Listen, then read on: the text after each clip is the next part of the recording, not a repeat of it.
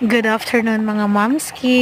Ngayong araw na to, wala naman akong gagawin. So, magluluto ako ng pagkain para sa baby ko. Ito yun oh. Kita nyo naman, di ba? Sarap nun.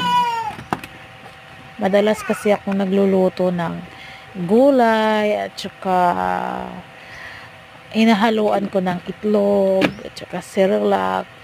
Yun yung pinapakain ko sa baby ko. Para healthy, of course, tayo mga mami. Dapat napili tayo sa pagkain para sa baby natin. Kaya, ito, yun na.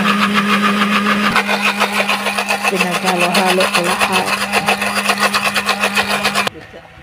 Tapos,